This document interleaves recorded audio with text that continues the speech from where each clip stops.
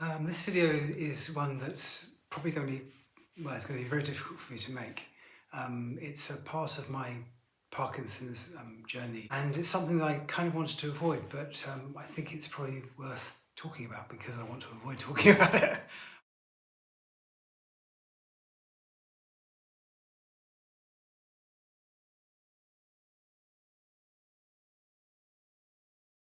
After I was diagnosed, my mental health was not good. Um, the following March, I was diagnosed September 2013. The following March, my mother, so March 2014, my mum was diagnosed with secondary bone cancer. And I moved out of Bristol, where I was living at the time, to be nearer her. So I moved away from a friendship circle, which I wouldn't advise doing. You often hear about people talking about isolation and Parkinson's not going very well together, and they don't. I think it's probably not a good idea to do what I did, but I did it. And actually now looking back, I think I was someone that needed a time on my own to process the diagnosis. And because before being diagnosed, I was working so hard and running on this sort of treadmill and trying to sort of secretly tell myself that there's nothing going wrong in my life, and knowing that before my diagnosis, at least 3 years, if not 4, 5 maybe, I was really struggling, and I got so used to struggling that I wasn't actually questioning the fact that I was struggling. Anyway, that's maybe another video that I need to make about maybe I'll make a video in the future about the years before diagnosis, because they were very interesting, because I think my Parkinson's, the first symptoms were anxiety and depression, not physical symptoms, which is quite similar. I know some of you have the same experience. But yes, getting back to our topic. It was very hard for my mum to acknowledge my Parkinson's because she was dealing with her own diagnosis of cancer. I'm a very touchy, feely talky person. So I wanted to talk about my diagnosis with her, my Parkinson's.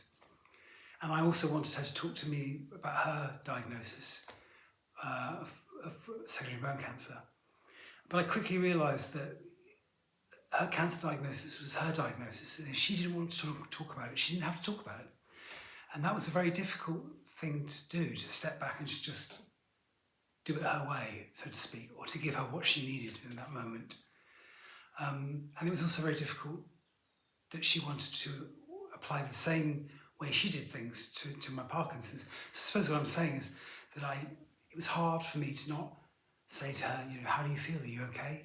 And it was hard to not hear the same in return from her regarding me and my situation.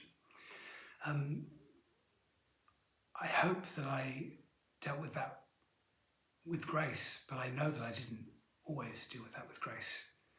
And my mum and I had a complicated relationship. And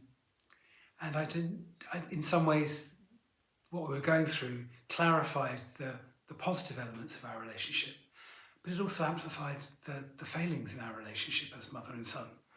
And of course, when someone dies, particularly if there's someone that doesn't want to communicate their feelings with you, or are unable to do that, when someone's dead, they're gone. You can't have those conversations with them. So I guess because I've had that experience and because that's where I come from, I'm bound to say that if anyone's listening here and they have a better relationship with a parent or a sibling, have those conversations before it's too late, if you can. I'm not really about offering advice regarding such personal matters, but there are conversations I want to have with both my parents, and I can't have those conversations anymore because they're both no longer here. My dad and I had been estranged for many years before my diagnosis. After my diagnosis, he did contact me. I think he'd heard through the family grapevine that I'd been going for hospital tests because it took 9 months to diagnose me with Parkinson's. And initially they told me I had MS. So he contacted me in the January after the December I'd had my first test, an MRI scan. And unfortunately, the phone conversation didn't go very well because we sort of tended to butt heads quite a lot. But I did tell him that I'd been diagnosed with MS, and unfortunately, after that conversation, I didn't hear back from him until I contacted him a couple of years later, summer 2015, I think. Summer 2000, I think. A couple of years after that, I contacted him via text, and again, I didn't hear anything back. I should say that my dad had, by that stage, he'd been drinking quite heavily for many years, as I'm told, and was an alcoholic. So, as some of you will know, watching, when someone has a problem with alcohol or drugs, they're not necessarily in a place where they can see reason, or they can take on board other people's problems. So it was hard for my dad to. It was impossible for my dad to be there. He was living in another country, had another family. And my sister, I have a sister who lives in Canada. Our relationship, I distanced myself a bit from her after her wedding, and that was a few years before I was diagnosed in 2013. And I didn't get the responses from her that I guess I kind of expected or wanted or thought would happen. When I was diagnosed, one of my first reactions to the diagnosis after the shock had subsided, and I wasn't numb from shock, which I was for a long time. One of the main emotions I had after I was diagnosed was anger, and most of that anger was directed inwards, but I probably did share some of that anger with family members and close friends. And the problem with anger is it misrepresents you. It misrepresents how you really feel. Because behind my anger was enormous bucket loads of fear about my future, and a profound sadness. And in those moments, selfishly, I just wanted my family to surround me with love, and I wanted people to drop any resentments they had towards me, and just for a moment, just be there for me. And that didn't happen. And for a long time, I was very angry about that. If there are any fractures in your friendships or relationships or family dynamics, those fractures didn't heal like a movie. In my experience, those fractures just became large crevasses, or something that's bigger than a fracture, cuts, I guess.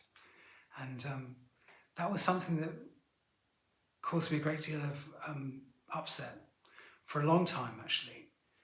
And it probably started to change a bit after brain surgery, which I had in 2018. Sat in the hospital the night before my operation, and having no family to call. That was a really that was a moment. And then in 2022, the summer, where I met my now husband, never thought I'd be in love after Parkinson's. That's another video. But that was another moment where I thought, who is in my life right now? And yes, unfortunately, my parents were both dead, and my sister lives in another country. And I had to, eventually, I felt it was important for me to work on forgiveness and understanding, realizing that if someone has kids and they're doing a full-time job and they have their own personal life with their own things going on, sometimes it's just too much. It's too much to do with other people's problems. And that includes, unfortunately, chronic illness or even terminal illness. I had two very good friends who I'd known for a very long time. And one of them completely exited my life after I shared with her my diagnosis. And it was difficult, it was painful to see that friendship for what it really was. I thought she in the course, I met her when I was 18 years old, and I'm 49 now. So, and we met when I was in London training at college, and I thought we were like family. I thought she was a surrogate sister or surrogate mum, but she was a really good friend. We had a lot of laughter together and a lot of good times, and I never thought that she would just exit my life. And again, but once the feelings of upset, anger, disappointment dissipate, I look at that now and I think maybe she just really had a hard time dealing with my diagnosis, because I think it was uncomfortable for her to think about death and to think about disease and illness. And these are very difficult things for people to get their head around. I lost sight of the fact that Parkinson's is a difficult thing for me to live with and manage myself. So I can't assume that it's going to be easy for anybody else. And I have to give people some slack and some forgiveness and some understanding.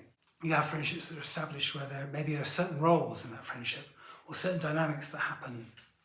And when you're diagnosed with chronic illness, which involves things like fatigue and mobility issues, and all the range of symptoms you can have with Parkinson's, mental health, obviously that impacts on a friendship.